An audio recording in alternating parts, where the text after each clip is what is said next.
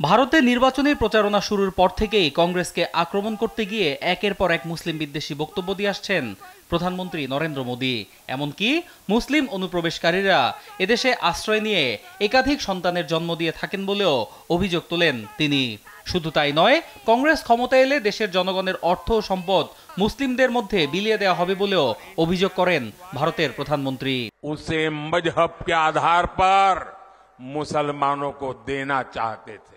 মোদির এমন বক্তব্যে ভারত জুড়ে সমালোচনার ঝড় উঠলেও বিদ্বেষমূলক বক্তব্য দেয়া অব্যাহত রাখেন তিনি। এমনকি একে প্রচারণার অন্যতম হাতিয়ার হিসেবেও ব্যবহার করতে দেখা যায় মোদিকে। তবে নিজের এমন বিদ্বেষমূলক বক্তব্য নিয়ে এতদিন চুপ থাকলেও ক্রমাগত সমালোচনার মুখে এবার এ নিয়ে মুখ খুলেছেন ভারতের প্রধানমন্ত্রী। মঙ্গলবার ভারতীয় গণমাধ্যম নিউজ 18কে দেয়া এক সাক্ষাৎকারে মোদি দাবি করেন তিনি হিন্দু মুসলিম নিয়ে কোনো বক্তব্য দেননি। মূলত দরিদ্র জনগোষ্ঠীকে উদ্দেশ্য করে তিনি একাধিক সন্তান নেয়ার বিষয়টি উল্লেখ করেছেন। किसने आपको कहा कि जब ज्यादा बच्चों की बात होती है तो सिर्फ मुसलमान का नाम जोड़ देते हैं? क्यों मुसलमान के साथ अन्याय करते हैं आप?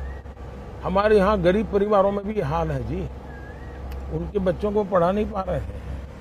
किसी भी समाज के हो, गरीबी जहाँ है वहाँ बच्चे भी ज्यादा। এ সময় বিরোধীদের উদ্দেশ্য করে মোদি বলেন, কংগ্রেস কিংবা ইন্ডিয়া জোটের বেশিরভাগ শরিক তাদের পারিবারিক রাজনীতি থেকে এখনো বের হতে পারেনি। কংগ্রেসের একমাত্র উদ্দেশ্য বিজেপিকে ক্ষমতাচ্যুত করা বলেও অভিযোগ করেন মোদি। उत्तर प्रदेश की जनता इन दोनों को पहचान गई है और उत्तर प्रदेश की जनता ये परिवारवाद को स्वीकार नहीं कर सकती है। उसने देखा है कि और एक अल्टरनेट मॉडल है जो उत्तर प्रदेश के जीवन को बदलता है। এর আগে লোকসভা নির্বাচনের পঞ্চম দফার ভোট গ্রহণ সামনে রেখে সোমবার মোদির নিজ আসন উত্তরপ্রদেশের পুণ্যনগরী বারাণসীতে নির্বাচনী প্রচারণায় যান মোদি। সেখানে ব্যাপক শোডাউন চালানোর পাশাপাশি আনুষ্ঠানিকভাবে মনোনয়নপত্র জমা দেন তিনি। পরে সেখান থেকে যান ঝাড়খণ্ডে। রাজ্যটিতে বিশাল শোডাউনের পাশাপাশি একাধিক নির্বাচনী প্রচারণা সভায় অংশ নেন ভারতের প্রধানমন্ত্রী।